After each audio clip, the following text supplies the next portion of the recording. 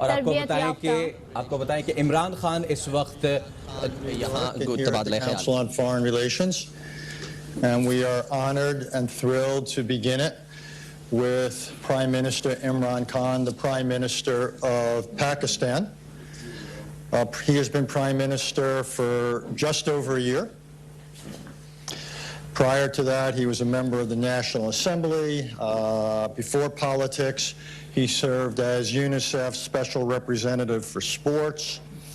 Had a small career in the world of sports, where he is widely recognized as one of the great cricket players in history, and led Pakistan's national team to victory at the World Cup. A lot of other things. He was at Oxford in the early and mid 1970s, along with others, Tony Blair, Benazir Bhutto, and quite a few other distinguished people who went on to have extraordinary careers. The way we're going to do it is the Prime Minister and I will have a conversation for a few minutes. Bless you, somebody. And then we will open it up to you, to the members, for questions. Prime Minister also, I should say, has a packed schedule. So we are going to try to end this so he can brave the traffic by just under an hour from now. Ask you to remain seated when he goes. I can't resist, so one question. First of all, again, thank you and welcome, sir. One question about your previous life. Is there anything that you took from your previous life of cricket that has served you well in the world of politics that you now find yourself? Well, Richard, thank you very much first for inviting me here, giving me an opportunity to talk about my country. Cricket, like any sport, I think it teaches you the most invaluable lesson of life. And basically that is that whenever you are aiming at some goal in life, it teaches you how to struggle, the ability to take the bad times, the setbacks. So the quality of success is not how you handle the good times, it's how you handle the bad times. How you cope with them, how you learn from the setbacks, not get demoralized. So that's the only way I could struggle for 22 years before I got into this position. Well, speaking of struggle, let's talk about your economy for a minute, if we may. Over the years, I believe Pakistan and the International Monetary Fund have reached more than a dozen agreements. You just reached one rather recently, I think on the scale of $6 billion. You yourself, when you ran for this job, you were critical of it, yet you've now entered into it. Why is Pakistan having such difficulty economically that it has to repeatedly turn to the IMF? You see, it's the moment you have a deficit, whether it is current account or fiscal deficit, means you're not managing your economy properly, and it's just like a household. If the house is going into a deficit, you have to raise your income, cut your expenditure. So this inability of successful governments to manage our economy is why we keep landing up with the IMF. We inherited, unfortunately, the biggest current account deficit in Pakistan's history. And so the first year has been a real struggle to basically fix this deficit. And I'm very proud to say that we have really cut down this deficit almost by 70%. We now have an economy which is heading in the right direction. Simple reason was that previously we had a 5% growth rate, but that was based on imports.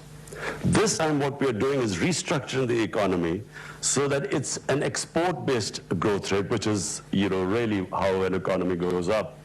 So that has been the main reason why we had to go to the IMF, because we had this huge current account deficit.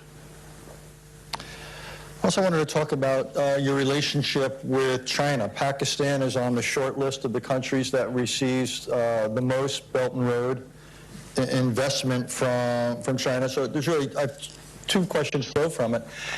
Won't this dramatically exacerbate your debt challenge, given the nature of Chinese support? And how does Pakistan make the claim that it's going to retain its full sovereignty, given that it's allowing or inviting China in to do projects on such a scale? First, let me just say that the situation which we found ourselves in when 13 months ago we came into power was probably the worst economic situation. And so China really helped us when we were right at the rock bottom. They helped us, supported our, by giving us funds for our foreign exchange reserves, very important at that time. In fact, we were staring at a default. So China helped us along with Saudi Arabia and UAE to beef up our reserves. And what China offers us right now as an opportunity, they have a $2 trillion import market.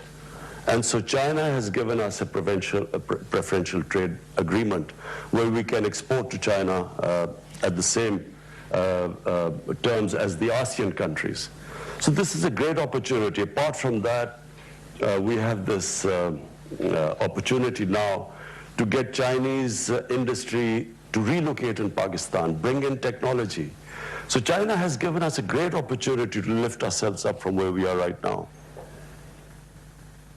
I want to talk, and I want to try to cover a lot of different subjects before we turn to the members here. That's the tough questions, by the way. I'm here to lull you into a sense of complacency. I want to talk about U.S.-Pakistani relations. In full disclosure, I've been involved with them many times in the U.S. Government, and each side has something of a narrative of frustration, even bitterness, or with the other. I want to quote a sentence or two from the memoir of Jim Mattis. James, until recently, was the U.S. Secretary of Defense. And I'm quoting here. Of all the countries I've dealt with, I consider Pakistan to be the most dangerous because of the radicalization of its society and the availability of nuclear weapons. James Mattis is a respected, temperate man. So when you hear someone like that writing those words, what is your reaction? Just that I do not think James Mattis fully understands why Pakistan became radicalized. There's just a short history which everyone may or may not know. In 1980s, when the Soviets invaded Afghanistan, Pakistan, along with the United States, helped by the United States, we organized the resistance to the Soviets. And the resistance was organized by Pakistani ISI training these militants who were invited from all over the Muslim world to do jihad against the Soviet Union. And so we created these militant groups to fight the Soviets. Then, of course, fighting the Soviets, jihad was glorified. And I never forget when Ronald Reagan invited the Mujahideen leaders to Washington, and he said they reminded him, and I quote, the moral equivalence of the founding fathers of the United States. So jihad was, jihadis were heroes then. Come 1989, Soviets leave Afghanistan.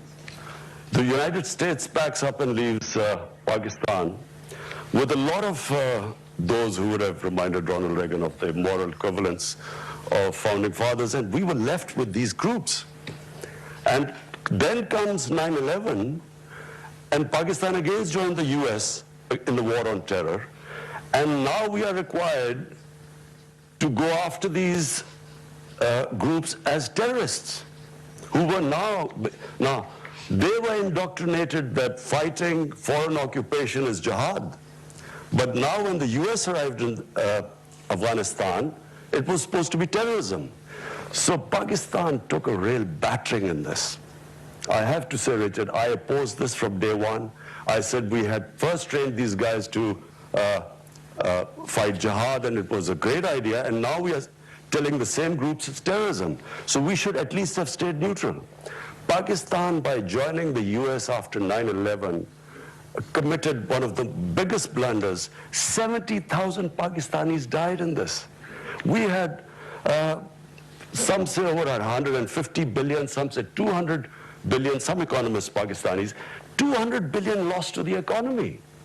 And on top of it, we were blamed for the US not winning in Afghanistan. I thought it was the worst period for Pakistan. The lessons learned now, I think the Pakistan government should not have pledged what they could not deliver. How could they deliver? There were insider attacks in the Pakistan army. The groups that were close to the Pakistan army, the army was now trying to kill them. So in a nutshell, when Mattis says Pakistan was the most radicalized state, this is why we were. First we create these jihadis and then we try and kill them, who then turn against the state. And that's why we suffered. Isn't, though, the criticism fair that you are partially responsible for our difficulties in Afghanistan because Pakistan continues to provide sanctuary to the Taliban, and even if you can't always succeed against radicals who are on your territory, it seems to me it's totally legitimate for the United States to expect 100% effort. And at times we have argued, and we would argue, that the effort is anything but 100%. You know, look, here was someone who kept saying that there's never going to be a military solution in Afghanistan. I kept telling Pakistan government whenever I had a chance. I came here in 2008. President Obama had not taken office. I spoke to senior Democrats. I told them that there will never be a military solution in Afghanistan, simply because I have read the history of Afghanistan. You just have to read the history. They fight each other. The moment a foreigner comes through, they all get together and the resistance starts. Started with the British, 3 times the British tried. The Soviets killed 1 million Afghans. They were still, the resistance was stronger after 1 million Afghans had been killed. So I kept trying to tell this. I tried to explain to, I remember meeting Joe Biden, John Kerry, Harry Reid. I tried to explain, and I realized they hadn't a clue. No one understood Afghanistan. The politicians didn't understand what was going on. And this madness kept going on, and Pakistan kept being blamed. Now, Pakistan had 2 right now, but it had even more. We have 2.7 million Afghan refugees in Pakistan. There are camps of 500,000 refugees living there. How do we know who's coming in and going out? Clearly, this was not from Pakistan, the idea that there were these insurgents going from Pakistan. How are we? First of all, the tribal area bordering Afghanistan, there is no border there. The Durrell line is a line made by the British, which there is no border there. Now we are fencing the border. Because of the allegations that fighters are going from Pakistan, we're fencing the border. We've also time and time said that, look, if you want Pakistan to completely stop anyone going across, then take the refugees back, 2.7 million people. But it's not possible that that 2.7 million refugees there and expect Pakistan to completely shut the border. Having said that, I do not think that it's because of Pakistan the US has not been able to succeed in Afghanistan, simply because there is a history behind it. It was never going to happen. And fortunately, President Trump has done, by him forcing there to be a dialogue, and then this peace deal, which was just about to be signed. This is painful for us. The peace deal was about to be signed, and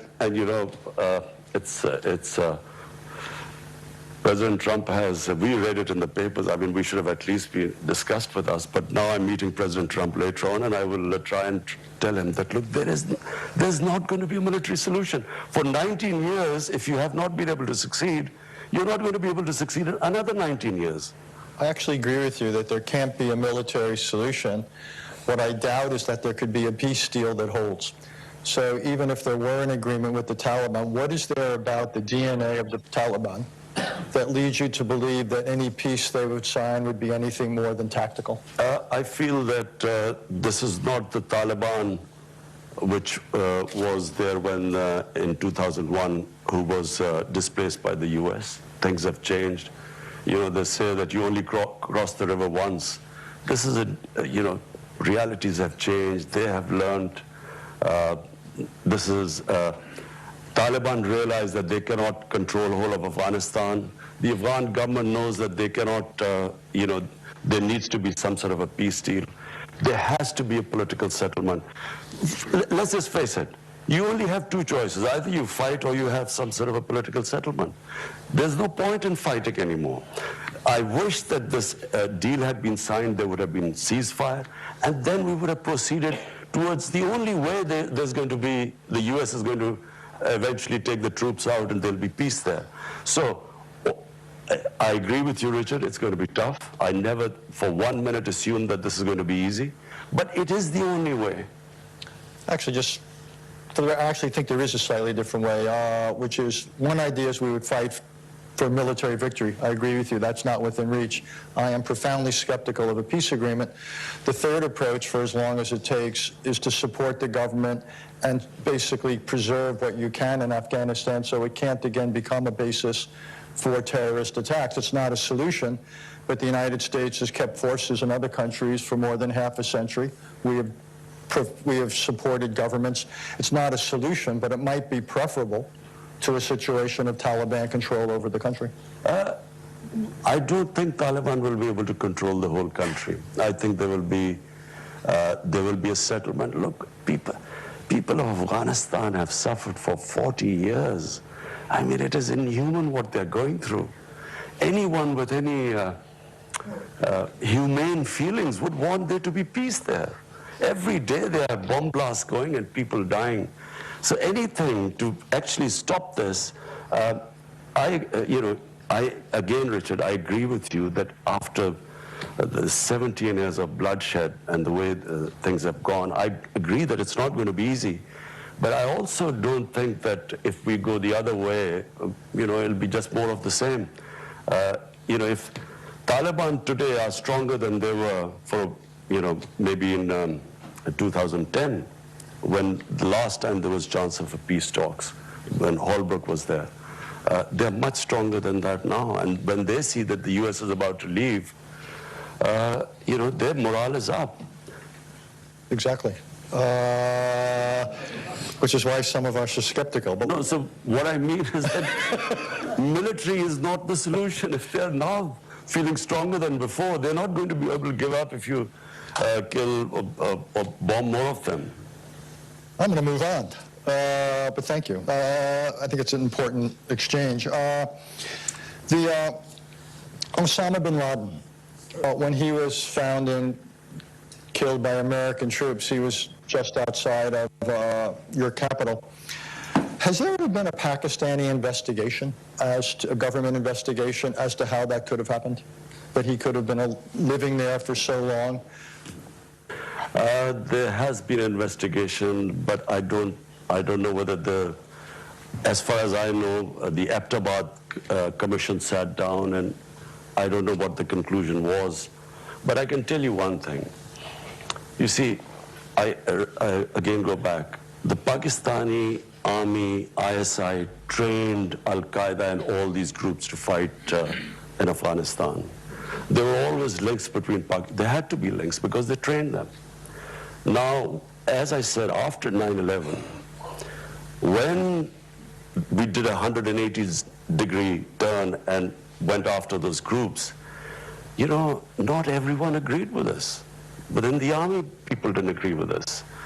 And so, as I said, there were more insider attacks in Pakistan. General Musharraf, there were 2 attacks on him, suicide attacks on him, which were insider from within the army.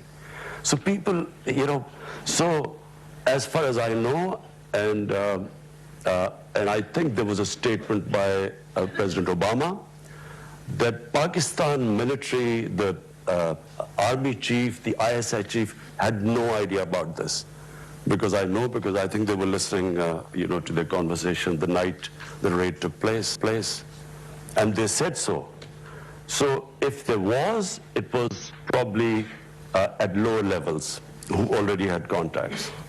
Actually, I wanted to follow up on something, and I don't mean to be disrespectful, but in the modern history of Pakistan, I would say most outsiders, when they look at the Prime Minister as a position, and they look at the strength of the Chief of Staff of the Army and the head of the ISI, the Intelligence Directorate, they would say the preponderance of power is in the hands of the other two individuals, the head of the Army and the head of Intelligence. Is that a fair characterization? So do you really feel limited in what you can do as Prime Minister? Look, in any democracy or any form of government, democracies function because of moral authority. If democracies lose their moral authority, then the physical strength and authority lies with the army. In our country, because space was given due to a lack of moral authority, because of corrupt governments, the army, naturally there's no vacuum, so it moved in. I can tell you that since I have been 13 months in power, every policy of mine is in our manifesto. We wanted peace with all our neighbors. We opened the Kartarpur corridor, opening up. Normally this would have had security implications. Our security forces would have resisted. Our policy with Afghanistan, which we reached out immediately to Afghanistan, to President Ghani. I have invited him to Pakistan. We speak regularly if there's any issue. Every policy of my government, which was peace with our neighbors, has been backed by the Pakistan Army. I'll even go further. The only time the Pakistan Army has cut its military budget is when my government started an austerity campaign and they followed, and they actually took a cut in their military spending. It's never happened before. I can tell you that all policies of my government have been completely backed by the army. When I spoke to Mr.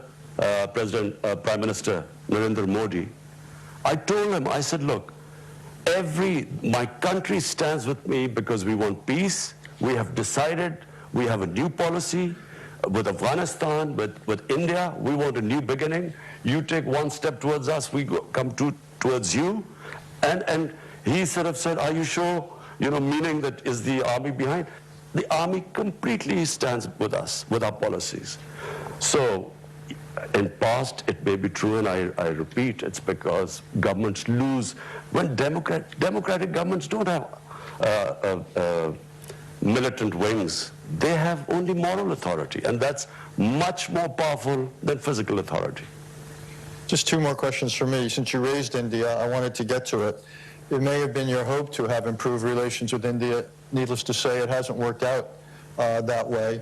So, and along the way, you said some pretty brutal things about Prime Minister Modi and about the philosophy of the BJP and so forth. So what is a realistic path? Because one analogy I often draw is at the height of the Cold War, the U.S.-Soviet relationship had far more dimensions to it, far more substance to it, than the India-Pakistan relationship has now, in terms of diplomatic contacts, economic contacts, and the rest. So how do we take this relationship between two nuclear-armed rivals that have a history of conflict? How do we make sure the future doesn't resemble the past? Well, Richard, let me say one thing. This is very sad where we stand today. From day one, I have written letters. I've spoken to Prime Minister Modi about we have common issues. We have poverty. Poverty is big in the subcontinent. Any government that should come, the number one priority should be to deal with poverty. Climate change. We stand the subcontinent. I mean, our glaciers are melting at a rapid rate. We need to combine together because there are hundreds and millions of people that are going to be affected. So I called him up and I said, look, let's just have a new chapter. Let's reset our relationship. And he talked about terrorism, and I said, look, I give you an assurity. It's not because of pressure from India or anyone. It's a policy that we will not allow any militant groups in Pakistan. We were dismantling from day one, and again I talk about the army. The army, had the army not helped us, we would not be able to dismantle these militant organizations, a legacy of the 80s. And they were helping us. So I told him, I said, let's base a relationship on mutual trust. Because, problem we have is the two countries didn't trust each other. Our foreign minister was supposed to meet last year in this UNGA, and suddenly India cancelled. And then we thought maybe, they don't want to get closer because of the Indian elections, because it's a nationalist, BJP is a nationalist party. One of the agenda, of course, is, they're hard on Pakistan. So we stayed back. Then, of course, Pulwama happened, where this Kashmiri boy blew himself on an Indian convoy. Immediately we were blamed. I went on air, I said, look, you give us any indication that a Pakistani was involved, we'll take action. They bombed us. The jets came and they bombed us, and so we retaliated, no loss of life, but on the way, two of the jets went down, one in Pakistan. The pilot we captured, we immediately gave him back, saying you didn't want any escalation. But what did, in the election campaign, it was all about how Pakistan was petrified, and that's why they quickly returned the pilot, and how Pakistan will be taught a lesson. The whole election campaign, you just have to read. It was all about anti-Pakistan and how Pakistan would be taught a lesson. We still thought, okay, let the elections be over, we'll again resume. Elections are over, and we again resume at nothing. And then we find India is pushing us in the blacklist of FATF to bankrupt us. That's when we started thinking this is something, there's some sort of an agenda going on. And then, of course, Kashmir took place on 5th August. Unilaterally, they cast aside the UN Security Council resolution, the Simla Accord, which was bilateral between us, their own constitution, Article 370. And that's when, you said, I said all those things. That's when I have said that this is an agenda. This is an RSS agenda which they are following.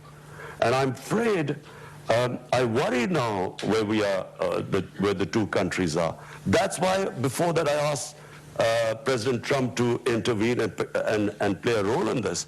Because whenever we ask for other countries, United Nations to help, India says it's a bilateral issue.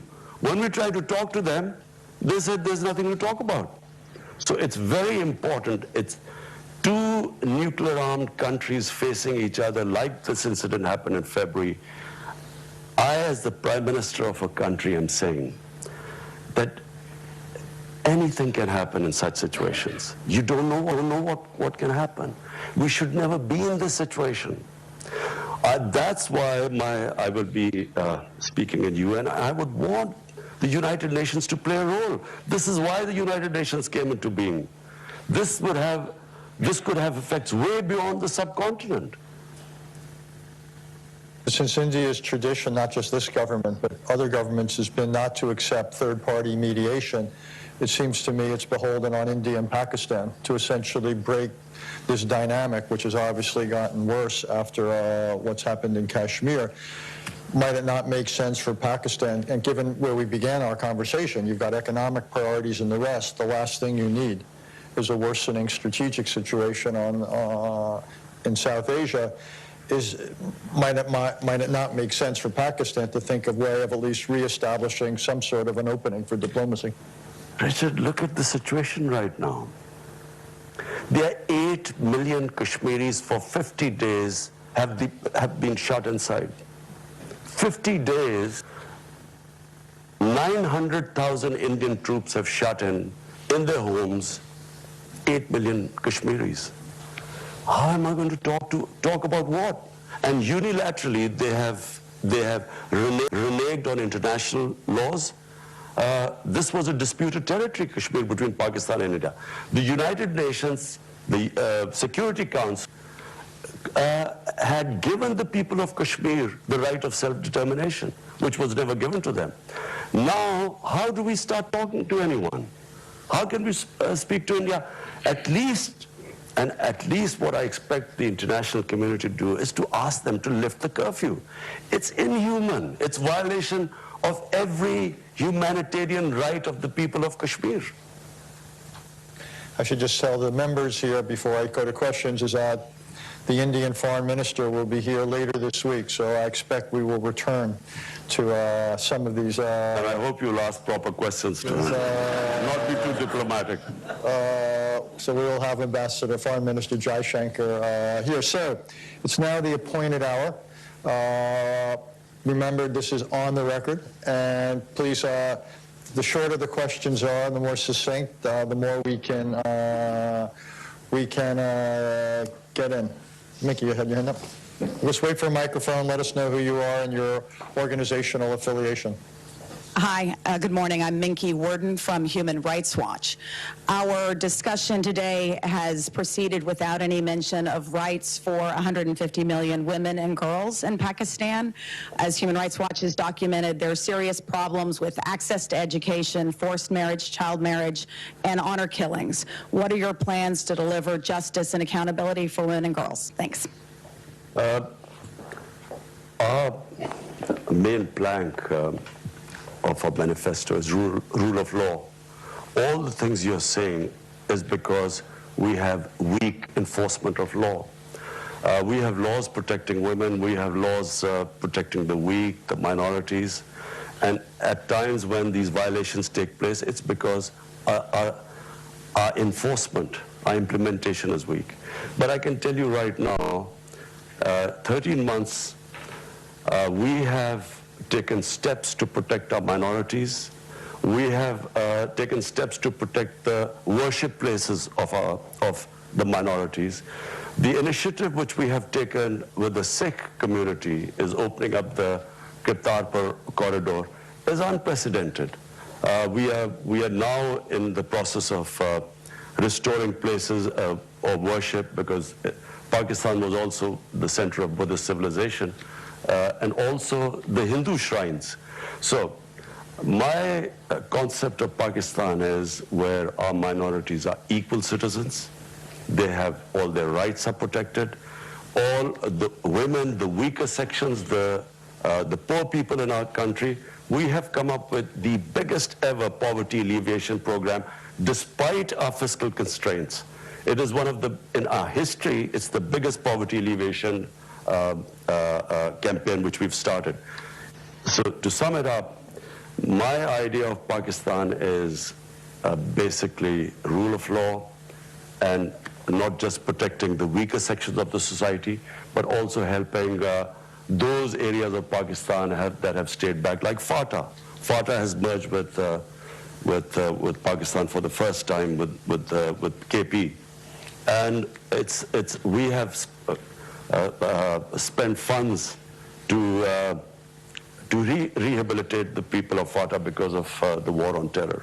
Just so you understand, in the World Economic Forum report, Pakistan comes in literally second to last in terms of the gender gap.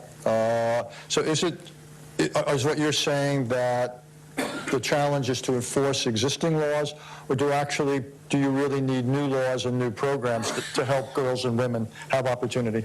You don't need new laws, but you need special packages for those sections of the society which have been left behind, which includes, this program we have is one of the biggest, the most comprehensive program for women in rural areas to lift them out of poverty. Sure. Jeffrey. Jeff Laurenti. Mr. Prime Minister, following up on your answer just now, which broadened the aperture from women to the minorities in Pakistan, and Richard's earlier question about radicalization there, you have seen bombings of Shiite mosques in Quetta and elsewhere, the assassination of Governor Salman Taseer by an Islamic extremist, the capital death penalty case of Asia Bibi, who was finally allowed out of Pakistan for being a Christian who didn't entirely reverence the Prophet Muhammad. And you have publishers who are fearful of Islamist attacks and such. Is there any progress to be made on reforming those blasphemy laws? And how pervasive is the sense of of the tiny minority of fundamentalists being able to employ violence in order to enforce religious conformity, and you get help from elsewhere in the Muslim world, like Saudi Arabia, at being able to progress toward a more moderate Islam. Okay. First, let me clear one thing. There is only one Islam. There's no such thing as moderate Islam or radical Islam. I even heard yesterday that there was this radical Islam. There is only one Islam. Islam, like all human communities, has its radicals, majority moderates, and then, of course, some lunatics who every human society has it. There you might have your racists. When I first went to England, there were these skinheads who would beat up people because of the color of their skin. So, there is only one Islam, and the Islam we follow is the Islam of Prophet Muhammad sallallahu alaihi wasallam. And that Islam, according to the Prophet, all of us are born children of Adam, so we are all equal, regardless of our color of our skin. That Islam gave complete rights to minorities. In the state of Medina he created, a Jewish citizen wins a case against the Khalifa, the head of state. He loses a case against a Jewish citizen, which means that those citizens, if they could stand and win against the head of state, that's the Islam we follow. In my vision of Islam, all human beings, regardless of their religion, are equal. Now, if we have not been able to enforce our laws, it's because, unfortunately, we have ruling elites that have kept themselves above law. And when that happens, and Pakistan is not the only country like this.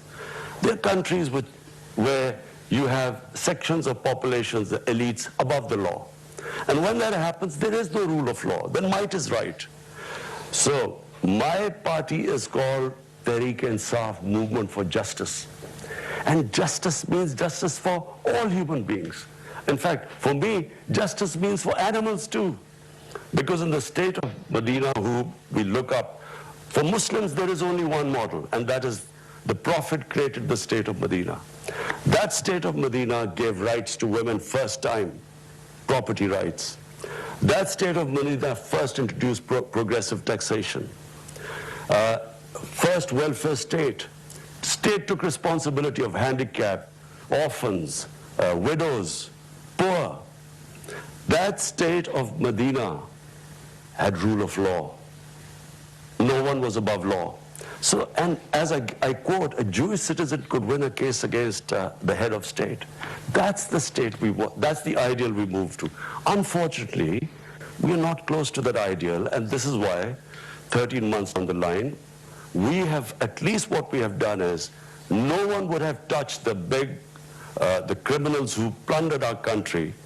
No one would have been able to put them in jail because there was one law for the powerful and the other for the weak.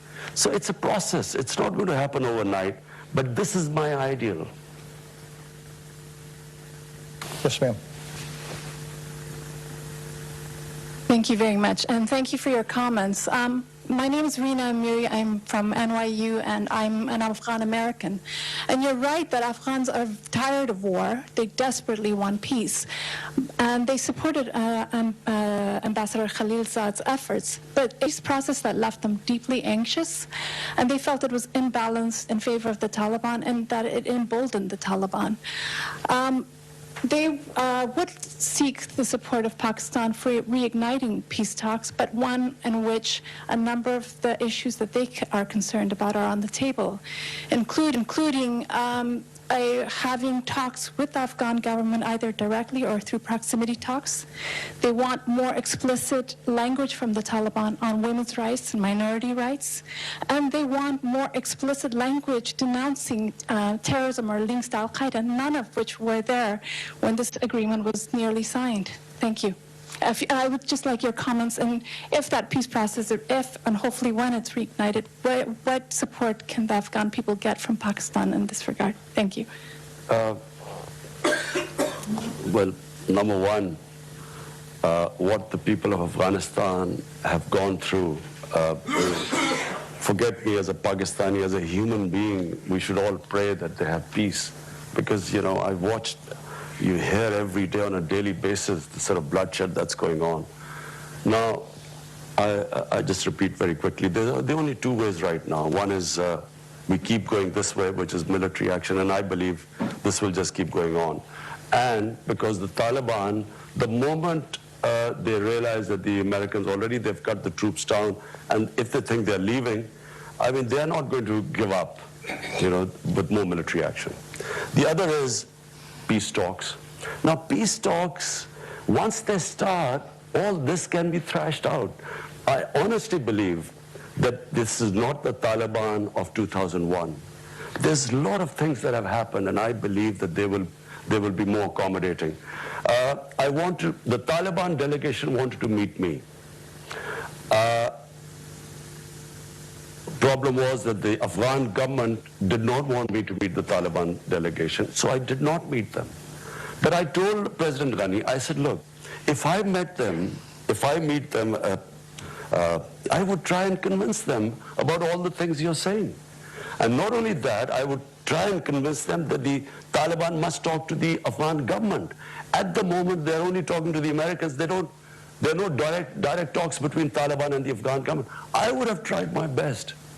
Because finally, I mean, yes, they've looked back in 2001 and that period, and they think that, you know, the way Taliban behaved at the time, minorities and so on, with the attitude to women.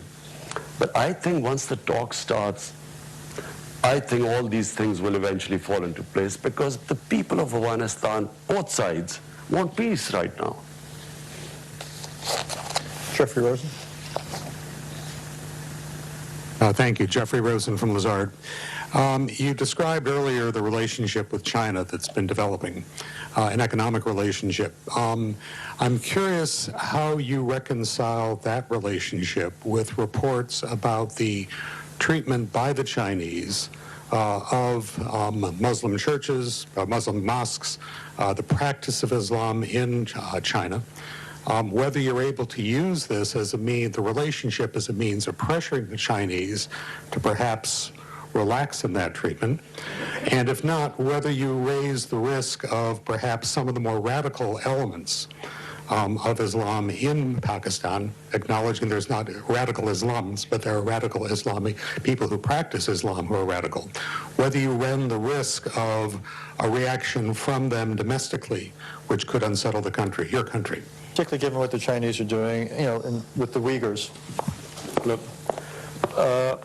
with the Chinese, we have a special relationship, and it's the way China functions.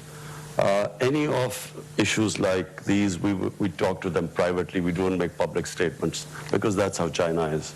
And I again repeat, I mean, China has come to a help when we were right at the rock bottom.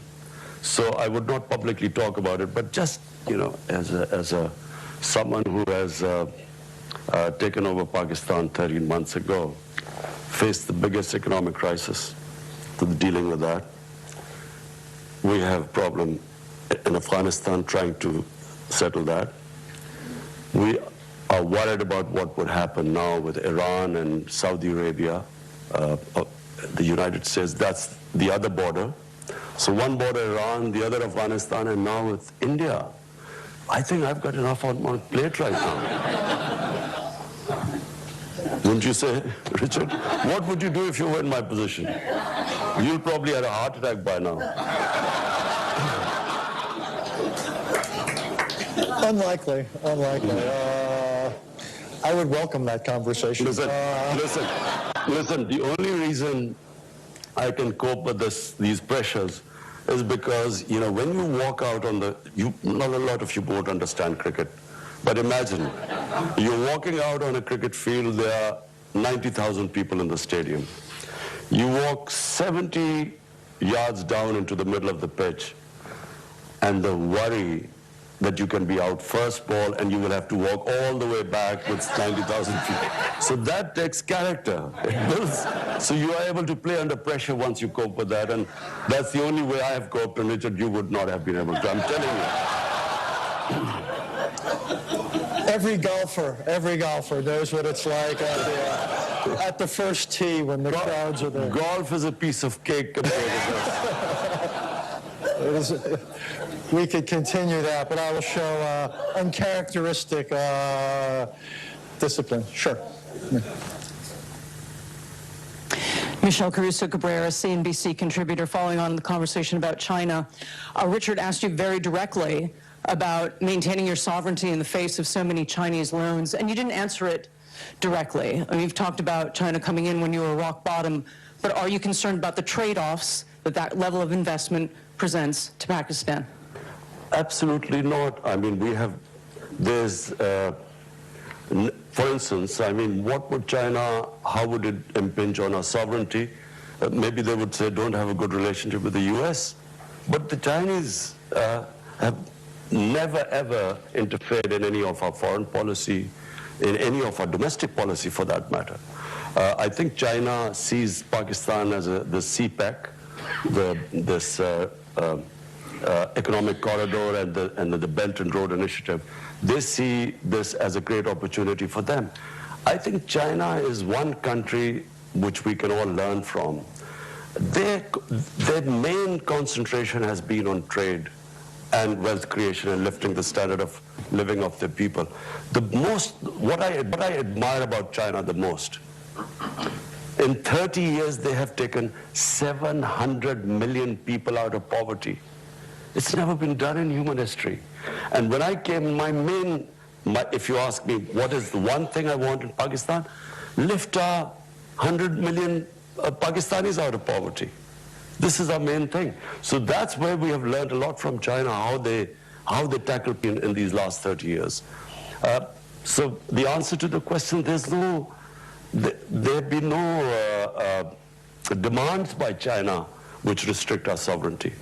Are you not put off that China has accomplished what you said, but they've done it at a great price and cost in terms of democracy, human rights, and the rest, not just for Muslim Chinese, but for all Chinese? Are you not put off by that aspect of the cost of their development model? Well, you know, who am I to comment on China? But the fact is that if any human society can accomplish this, you know, this is humane. This is taking people out of poverty. I mean, I admire that the most. For me, if I had, but I don't have, unfortunately, the Chinese model, and if I could order people around, and I could get people out of poverty. Not just that, the way they've tackled corruption. Unfortunately, I can't do that in Pakistan. 450 ministerial level people in the last 5 years have been put into jail on corruption. I mean, I wish I could do that in my country. But, you know, we have our limitations, but it has to be admired what they've done in terms of taking what China is now. I mean, 30 years ago, you wouldn't believe what they've been able to achieve. Mary Boyce. Mary Boyce-Schiller. The attack on the Saudi oil last weekend, if the response were left entirely to you, what would the response be? You know, Mary, I am and will always be a pacifist. I am anti-war. I do not believe wars solve problems. You go to solve one problem, you give birth to 5 other problems. You go after Al-Qaeda, you create ISIS. I do not believe wars solve problems, unfortunately. I would do everything to resolve this issue through diplomacy. I would be trying my best, because if there is a conflict there, the consequences, I mean, just look at the poorer countries. Do people care about poor countries? Imagine if oil prices go up. And we are struggling finally to sort of try and balance our budget. This will just immediately throw everything for us. And so we already have the war we had, war on terror. 70,000 Pakistanis died.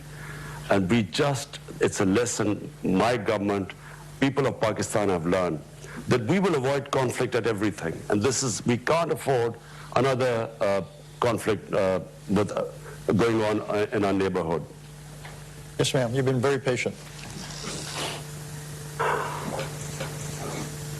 Masuda Sultan, All in Peace, a coalition of Afghans and Americans looking to end the longest war in American history. I wanted to thank you for your comments on Afghanistan and the war. And you've been supportive of U.S. efforts at peace negotiations and indicated your willingness to encourage Trump to continue negotiations. My question is, what steps do you intend to offer to take as the Pakistani Prime Minister to advance the dialogue? For example, you mentioned that you didn't meet the Taliban when the Afghan government requested you not to. So what other steps do you intend to take? And how does the Kashmir issue complicate, or does it the Afghan issue?